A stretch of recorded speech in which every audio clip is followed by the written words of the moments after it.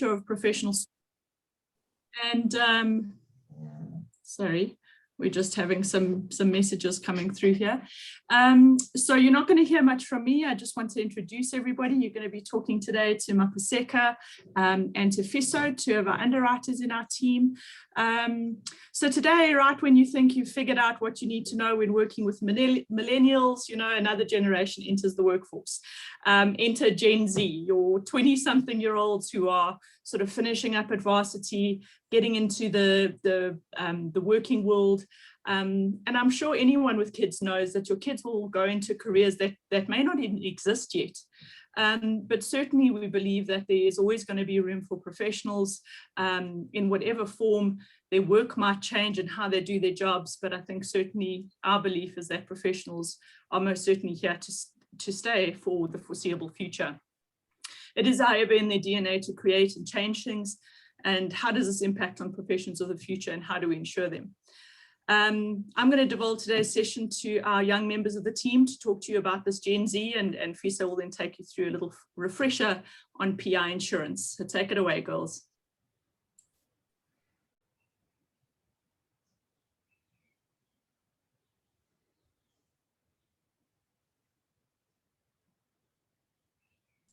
Fis and Mapaseka, you're both on mute, loves. And we go on, but yeah, this is our first time, so please bear with us. So Mapaseka will take us through the Gen Z millennial talk, and then I'll go after that. Take it away, Maps. Thanks, Fiso, and thanks, Megan. So Abraham Lincoln once said that the best way to predict the future is to create it. And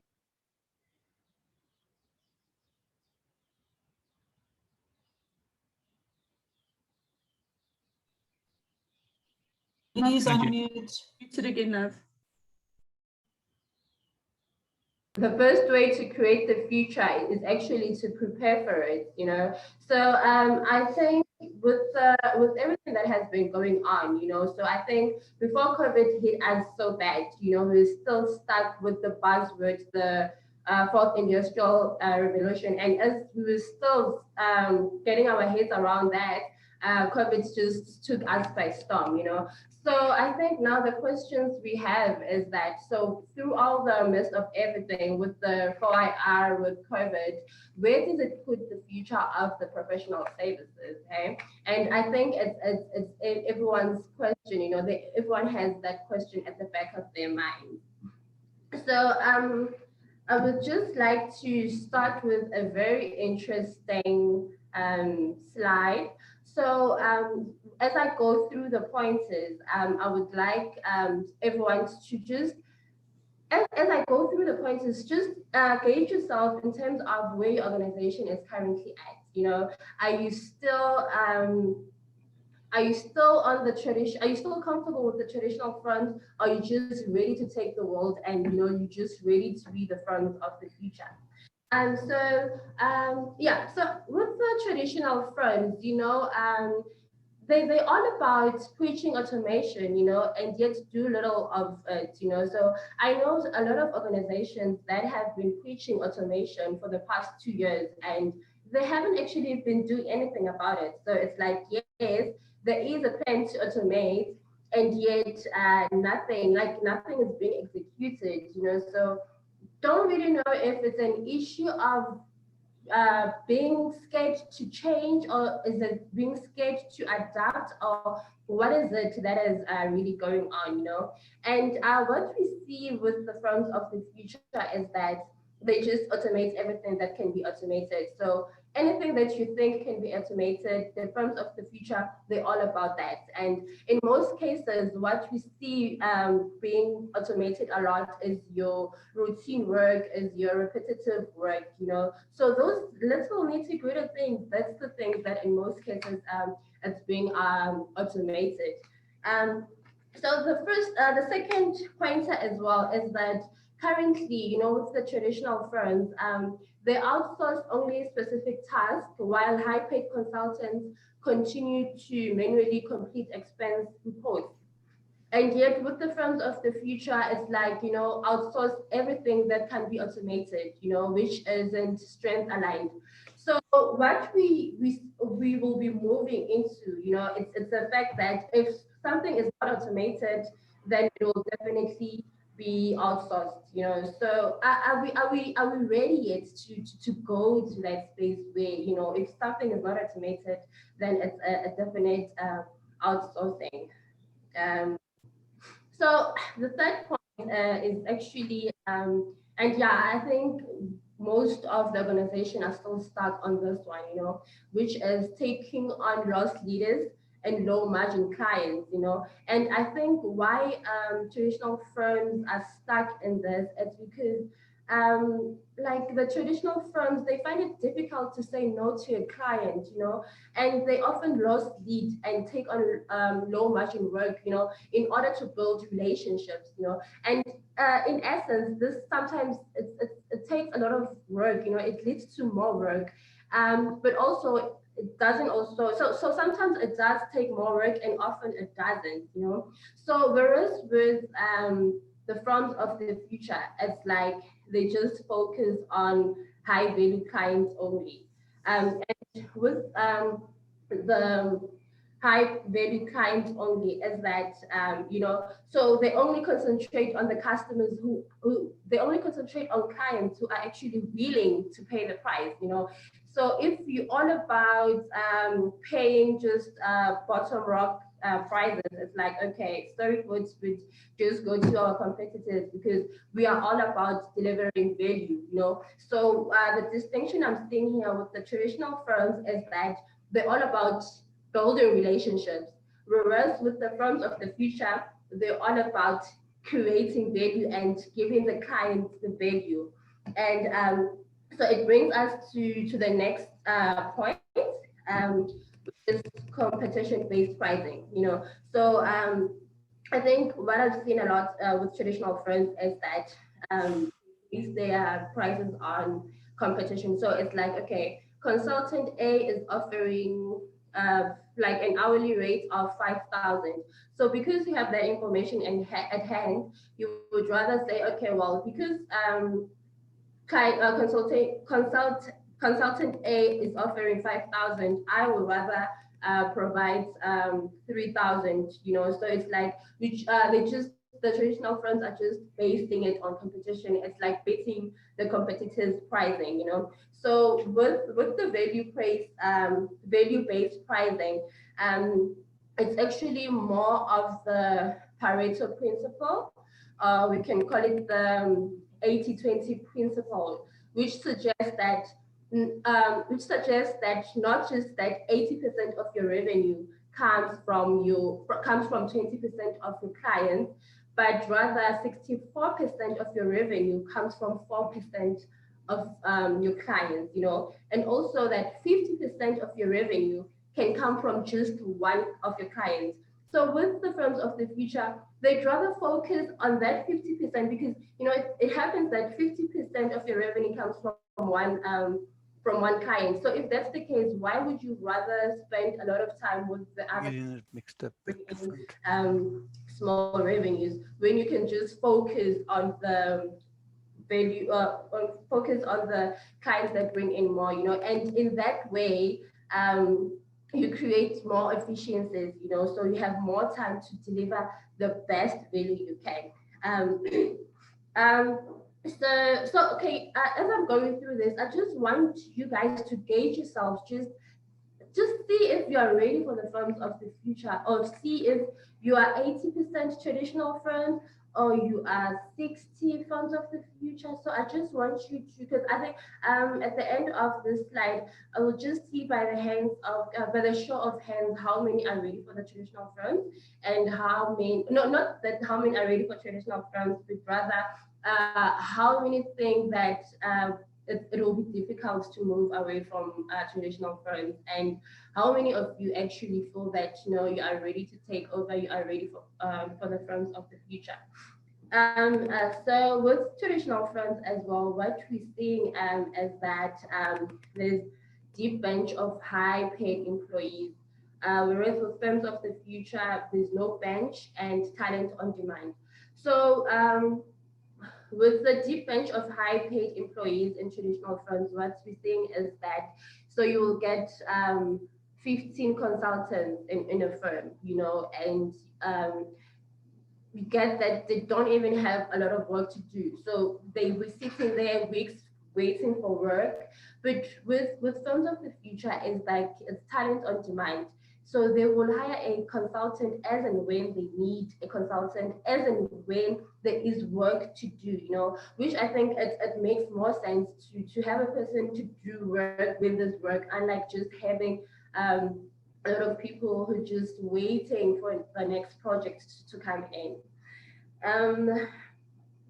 So we also can just traditional firms, just so there's countless long meetings, person meetings, you know, you get that there's more than 5 people in a meeting, you know, probably let's say 10 people in a meeting, whereas there was just a need for only 4 people in the meeting. So imagine there's 10 people in the meeting and only 4 people are actually needed to be in the meeting. So the 6 other people who are in the meeting are just there and they could be doing their work, you know. So with the firms of the future, it's few meetings, short by default, with only required attendees, you know. So with firms of the future, it's not the issue of just having a meeting for the sake of having a meeting, you know. It's just having a meeting when it's needed and having a meeting with relevant people who are needed to be in the meeting and who will add value in the meeting. So we have here as well, okay, culture of consensus seeking, you know. So traditional firms is like, okay, we need to get the room agreeing on a certain decision that we're making, but with firms of the future is like, they're all about ownership and commitment. Straight away, just ownership and commitment. So with traditional firms as well, is that what we're saying is almost immediate responses are expected. So with this one, as you know, when an email comes in, so with traditional firms, when an email comes in, is like you have that urge to just quickly respond to the email, you know. So with the firms of the future, there are more asynchronous communication, you know. So with asynchronous communication is that there is no time. There's like communication is independent of time, and the reason for that is that, you know, obviously with the future that we're going to, is that you might find that you are in South Africa and yet your client is in the UK. And obviously, in that way, the time is not the same, you know. So with firms of the future, it's not like communication is not really time based, you know. It's independent of time. So which actually which brings us to the next point, that, you know, in terms of traditional firms, they talk about prioritization, but don't methodically practice it, you know, especially not an individual level. So it's like, you know, we know that we need to prioritize, but that's not actually what's happening. But with firms of the future is that it's prioritizing everything worth prioritizing. And that's because, you know, firms of the future are more focused on delivering value. So, you know, what the firms of the future does is it's just prioritization. So they do value effective activities rather than just doing everything for the sake of doing it. Yeah, so with that being said, with traditional firms actually, it's all about the push notifications, you know. And with firms of the future, no. So there's no push notification. And the reason for not having push notifications, you know, and turning off all push notifications on either your phones or your laptop is that the use of email will now be used, like it will be used as intended, you know, because with the push notification is that it's a real-time back and forth communication mechanism, and with no push notification is that you know, people, you don't care that you just got an inbox, you know, you just do work as it's supposed to be done. So inbox 0, a badge of honor. Inbox 0, a badge of stupidity. So what this point is actually detailing is that with traditional firms is that you want to see your email on 0, and you know, once you've seen your emails moving from let's say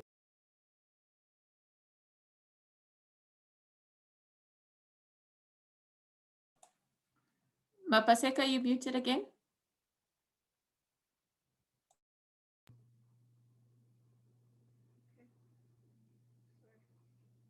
sorry about that.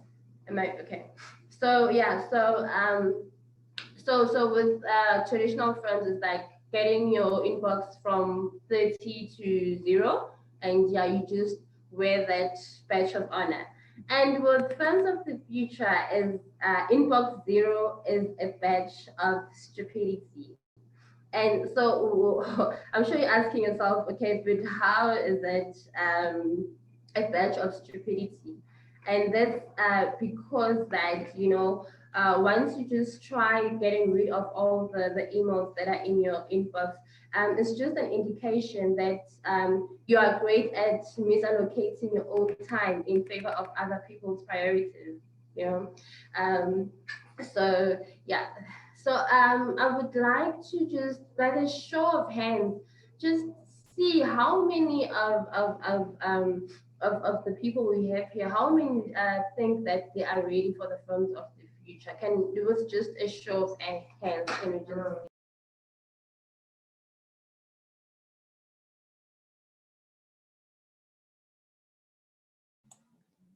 We've got quite a few hands going up. 15 at the moment, Mapaseka.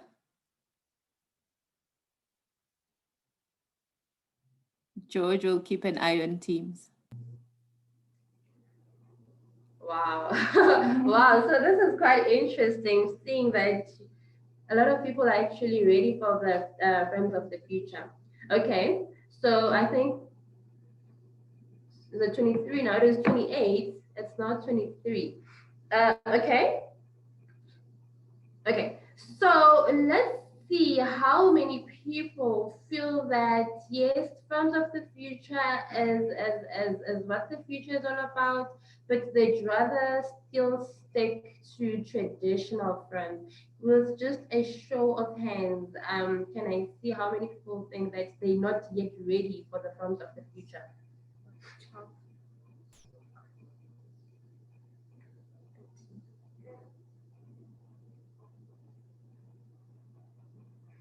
So we have 18 hands. Oh, okay. So there is actually. So I think it's safe to say that most of us are ready for the firms of the future. Yeah. So that's quite. Also, there's a poll. There's a poll going on.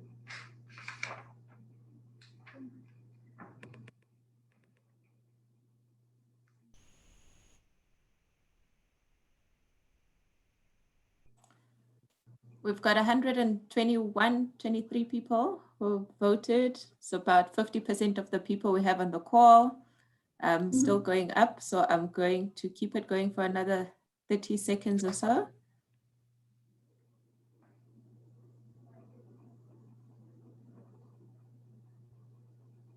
So Mapaseka, it looks like about 80% of our attendees feel that they are future ready. We will share the team's result after the meeting. I think we can carry on. This is quite great. So that means we're just ready to take over. Okay. So on to the next slide, so it's the Gen Zs of our future professionals. So there's actually a new generation in town, and they are set to turn the business world on its head. So with Gen Zs, they are the generation born from 1997 and onwards, and with it being a youth month, I saw it fit that we should just, have a view of the profile of the people the generation rather, who will soon be bombarding the workplace, and who will also be our future clients, they'll be the clients as well as being the professional,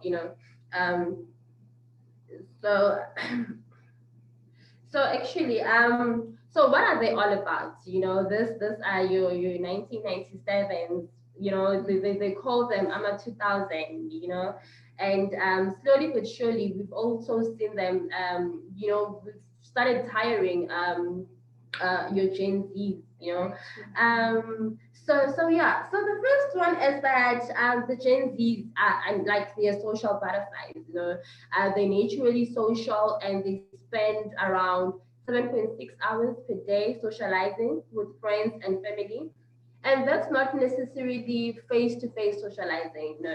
They socialize on the phone, whether it be WhatsApp, Facebook, Instagram, Twitter. So there's just a whole lot of social platforms. And if you want to find a Gen Z, well, surely you'd find them on the social media platforms. What we see as well is that with the Gen Zs, they are multitaskers, and they prefer to work on multiple tasks.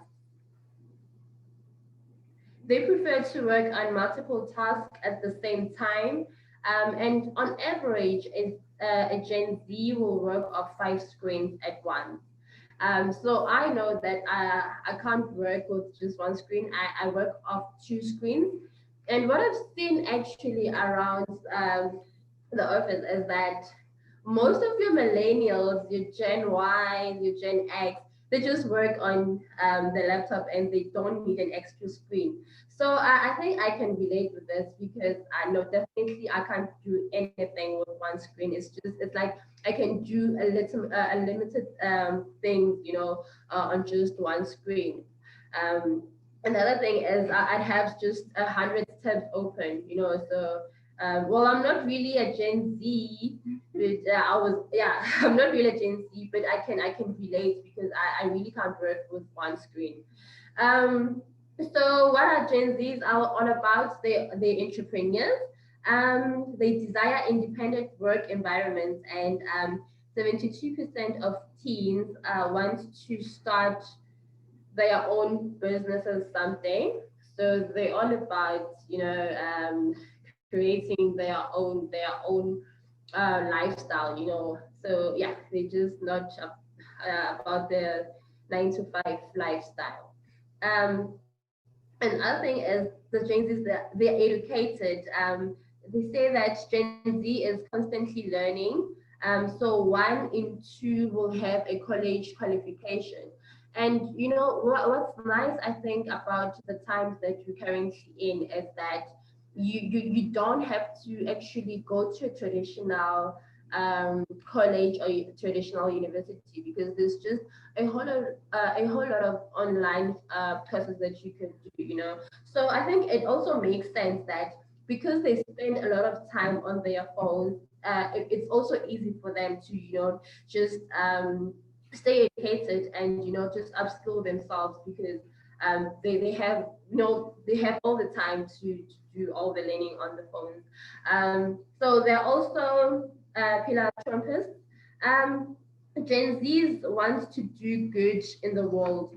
So 93% say that an organization's impact on society affects their decision to work there.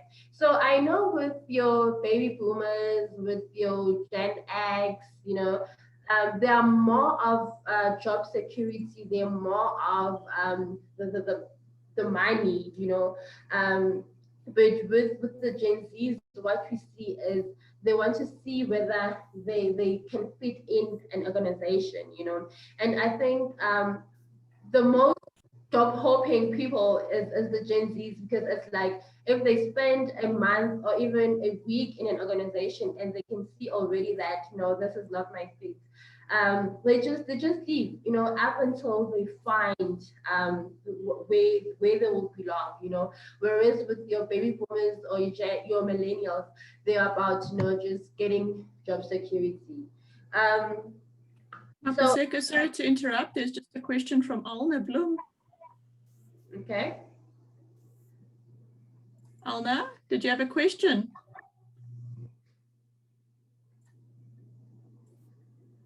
Okay, maybe she just left her hand up by accident. Go ahead, Mapaseka.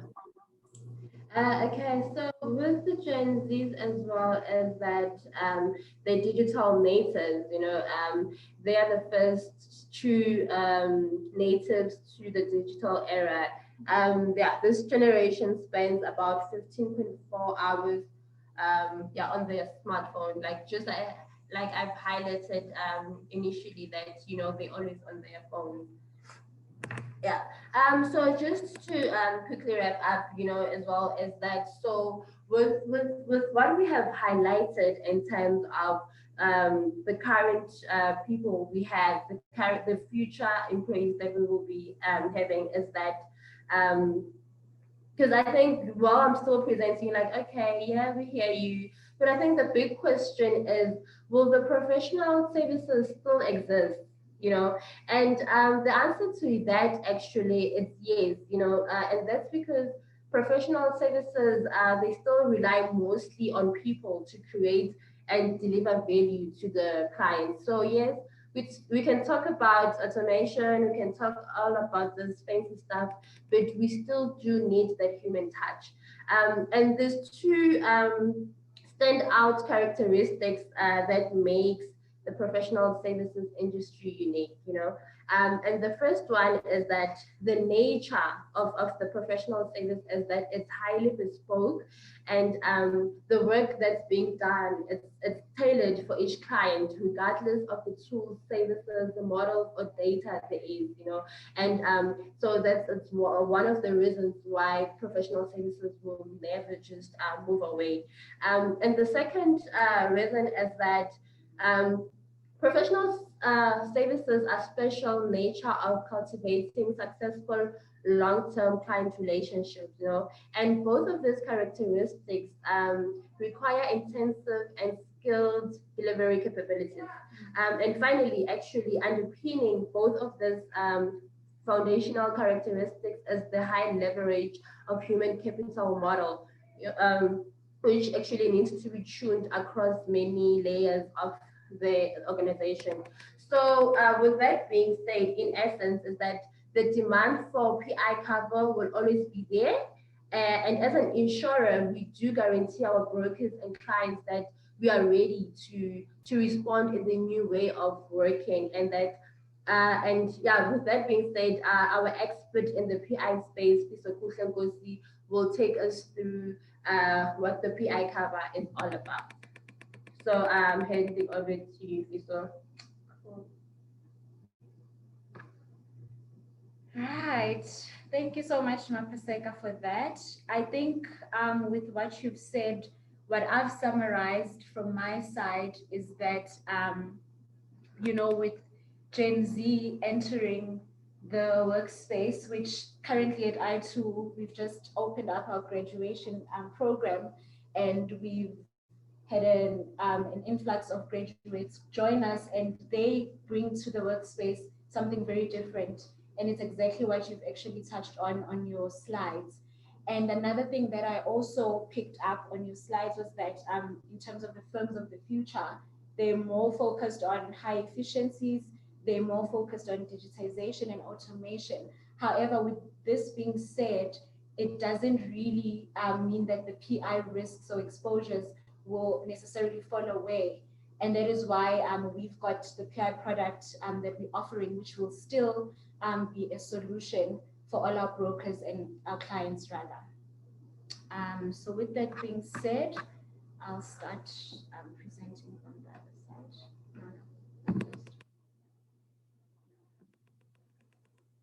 sorry, yes.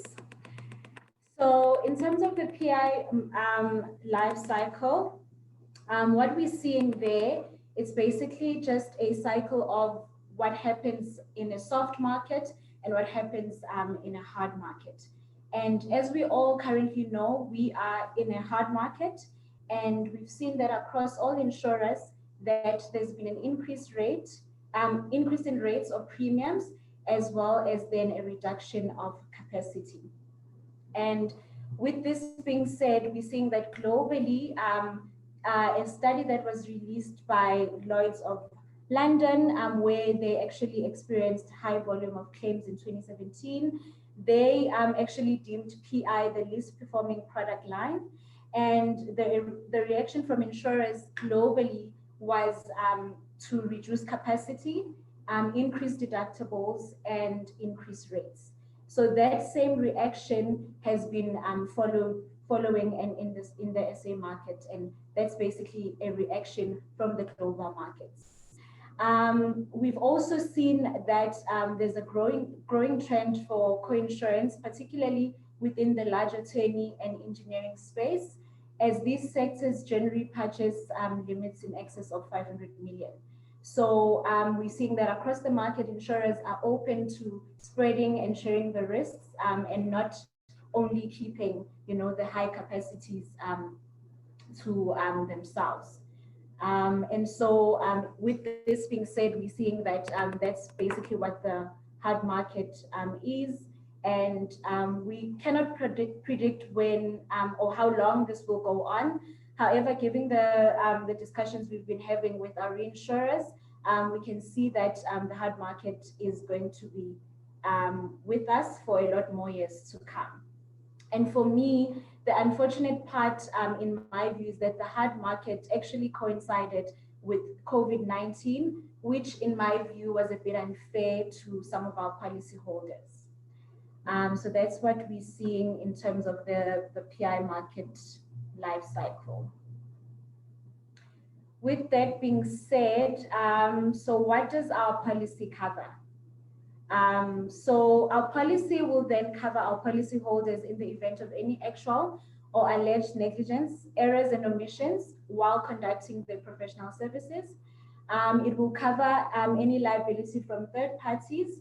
And this is important to note, as PI is a third party triggered policy, meaning that a third party must institute a claim against the insured for the policy to respond.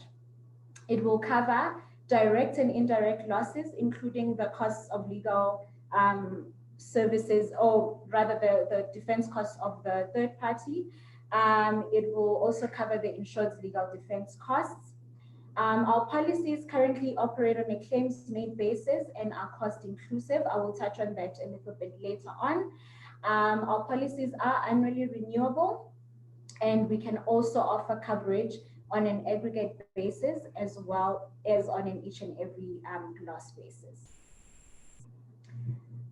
So what do we mean by claims-made basis? So what we generally mean is that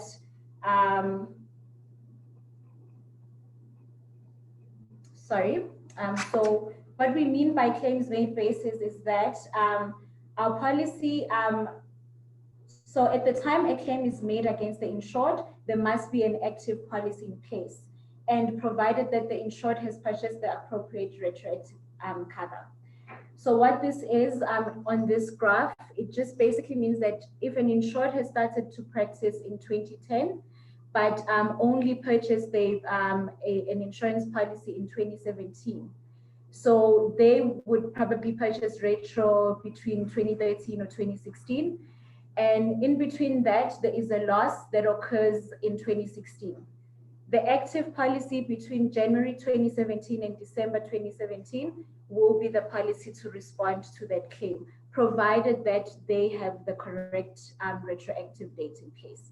If the claim falls before the retroactive date, it will not be covered, unfortunately. And that's basically what we mean by claims made basis and retroactive cover. Okay. So how much is enough in terms of limits and coverage? Unfortunately, we cannot advise the insured of how much they should purchase for their business.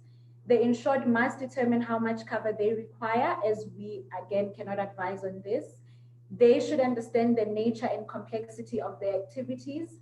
They should also understand the exposures to third parties and especially what limitation of liability they've put on their contracts.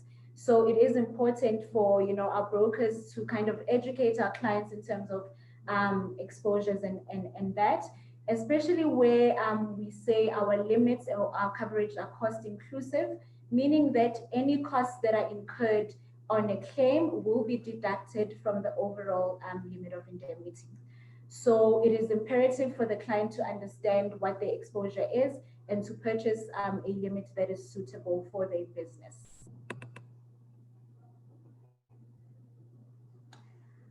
Okay. So who needs PI cover? So we definitely see a lot of traditional firms or traditional professions that are always purchasing PI cover because they have a need for it and because they are tendering for businesses and projects or businesses and the likes.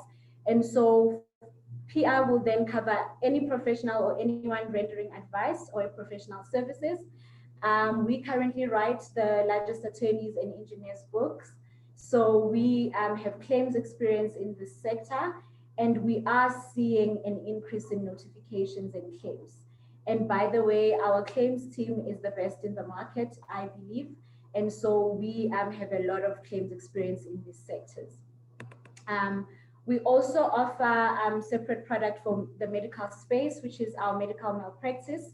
This cover also has PI extended to it. So there is PI offered on that product.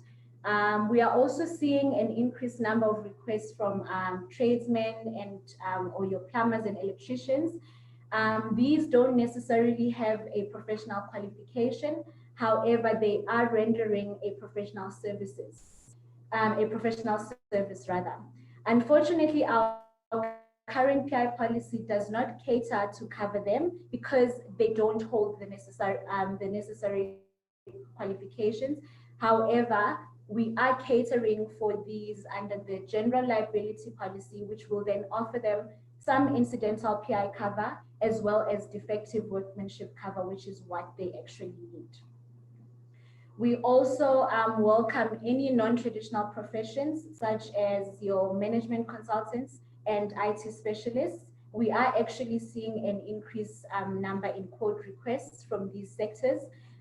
We haven't really seen a lot of claims from these sectors. However, we keep an eye on these and we underwrite appropriately as we should. Okay. And then who don't we cover, or who would we want to cover in terms of risk appetite and industries? In terms of this, it's purely based on just risk appetite and industries that we deem as high risk. And due to some of the claims we've seen from these sectors, especially insurance brokers, we've had to no longer write them as we've seen a high volume of claims on that sector. And then it's also sometimes due to some of the policy exclusions that we have on our policies. And in terms of aviation, we deem this as high risk. Freight forwarding, we generally see that they're unable to limit their liability on their contracts, and so that further exposes them into the larger scheme of things.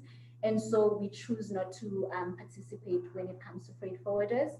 And then in terms of liquidators and business rescue practitioners, we've also seen a few claims on this sectors, and so we're no longer providing cover there.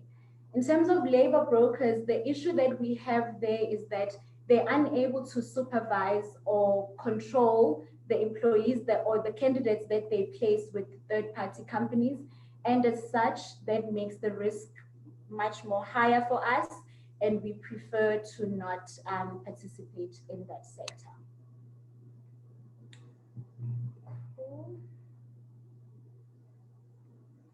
In terms of exclusions, so these are exclusions that would be on our policy. And generally the exclusions would be where we're excluding covers where the insured can actually purchase a separate policy. For example, your directors and officers, there's an offering that we have as iTOO for DNO covers. And for cyber losses and data breaches, we've got a cyber policy for that. And essentially, the PI policy is not intended to pick up those losses, and hence we exclude those from our policy and from our coverages.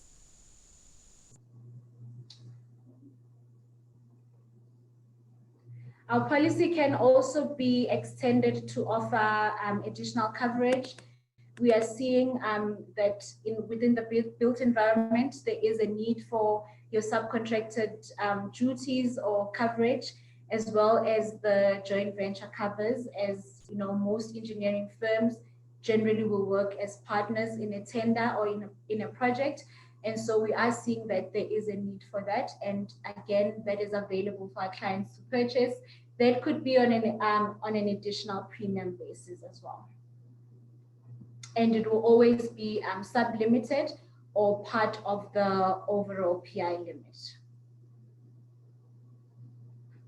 Okay. So as I've mentioned before, we do write the biggest attorneys and engineers book. And as such, we have seen an absence of risk management processes within these sectors. We've seen engineers not adhering to the quality management standards. We've seen attorneys not verifying their clients after they've requested to change their banking details. And as such, we've imposed stricter measures on our proposal forms, which you will see, where we require that there is some form of risk management in the business to make sure the insured is putting appropriate measures to mitigate the risks. And so you'll see that in terms of our requests, we will ask for a proposal form, and we will ask for a CV to gauge what qualifications and experience the insured has. We will ask for peer reviews, especially in the engineering space where the insured is working alone, and they might need to or always need to refer their design to a senior engineer. And that also just makes sure that they are taking the adequate measures to mitigate the exposures further. For attorneys, we are asking for a verification process where if you do receive instructions from your client to change banking details, that you verify and identify that it is your client that you are speaking to, and that you verify the banking details accordingly. And with that being said, there are some top tips that we would like to share with our brokers, especially when they're dealing with their clients. So for our brokers to always give themselves time, to know their client and to know their market, and to also understand their client's risk exposures, to also request proposal forms, because we are unable to quote based on someone else's schedule or sometimes just an email with the client's name, etc. We definitely do require fully completed proposal forms, and we'll urge our brokers to always request this from their clients, and to just always make sure that you compare the market products based on not only price, but on coverage and on the policy wording as well, because that always helps at claim stage. Because even if you paid a cheap premium, the best offering will always be, will your claim be paid? And we are seeing that there's new competitors entering the market, such as your budget insurance, etc., which they're offering PI. However, when you look at the actual policy, there isn't really much coverage being offered to the client. And to always just ask the relevant questions, and if any assistance is needed from us, we are able to set up a call with yourselves and the client and explain our products offering further if that is required by you. Thank you so much. That is me.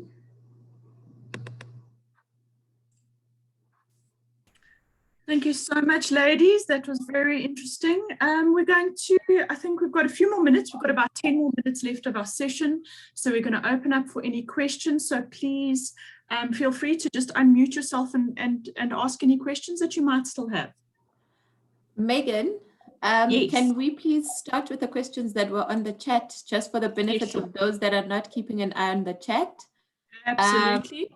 I'm going to start at the bottom, but just to answer those. So there was a question around attorneys cover. Your attorneys layer of cover, the question was around the first layer of cover, so their primary layer. Attorneys are covered by the LPIIF, so the Legal Practitioners Insurance Indemnity Fund. As long as attorneys have got a Fidelity Fund certificate, they have primary PI cover with the LPIIF. If they want to purchase additional cover, because that primary layer is very low and it's aggregated, then we are able to provide top-up cover to that, just to make sure they have sufficient cover. Very important if you have attorneys clients is please to have a conversation with them. Many of them believe that their misappropriation of trust money, so theft of third party or client money, is covered by the LPIIF. It is a fund of last resort, and so it is in fact not covered very easily, and it does not cover the attorneys, it covers the clients. So the clients can make a claim once they have discussed their claim against, and it very simply means they have to have gone through every channel to try and recover the money from the attorney, and been unsuccessful. Only then can the client approach the LPIIF.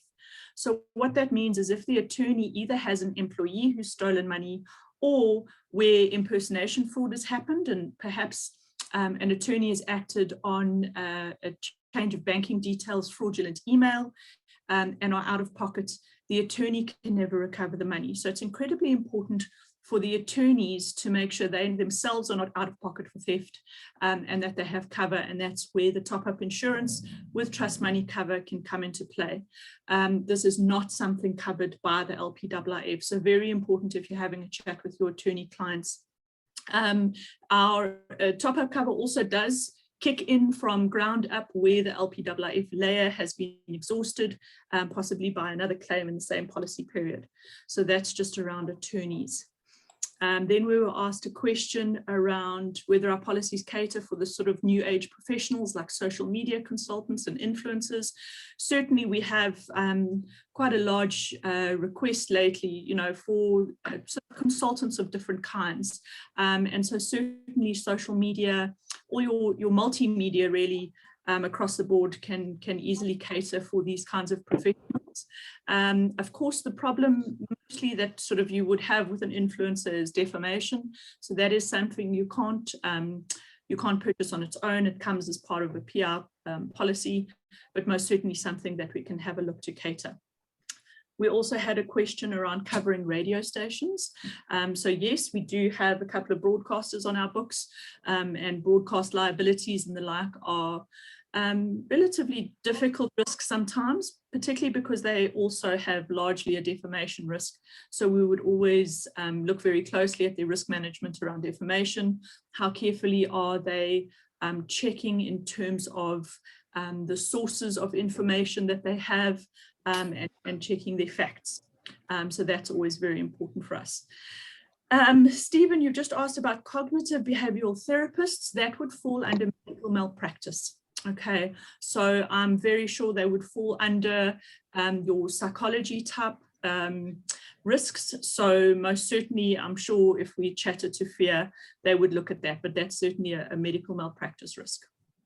I'm not seeing any other questions that came out specifically. If there's anything else or I've missed something. I think you've touched on everything, Megs. I don't know if anybody wants to unmute themselves and ask a question, and there aren't any questions on Teams. Somebody did ask for a particular slide. The presentation as a whole will be available to everybody, so you can extract the information off of the slide that you wanted. Perfect, perfect. Okay. Well, great, guys. I think if there's no other, not seeing any raised hands, just checking the Q&A. and nobody's being bold and unmuting themselves. But if that's it, please, if anything comes to you in the middle of the night and you have questions and things that raise their ugly heads for you and you're concerned about, we're always just a phone call away, or pop us an email, and we are always happy to answer any questions. And as Fiso said as well, all of these liabilities, all of these things that you as brokers have to keep on top of is very difficult. So please feel free to lean on us. Bring us in on the tough stuff that you're concerned about, and we're happy to join your clients and just have a chat and make everybody comfortable with PR. So we look forward to chatting to you. But thank you, everybody. Hi guys, thank you very much. I will unmute myself and say hello. Hi Megan, how are you? Hi, well, and you? Thanks for the meeting. It was very informative. Thanks, and why we're heavily into the PI and all that type of stuff. So yeah, it's nice to refresh and see what we can cover and what we cannot cover. And Awesome. be safe, keep safe, and thank you very much for a good session. Thanks so much, everybody. Keep well. Okay, bye-bye.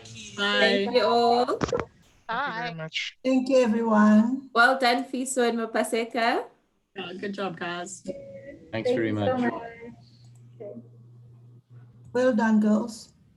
Thanks, Ellie. Thank you. Thanks, guys. Thank you.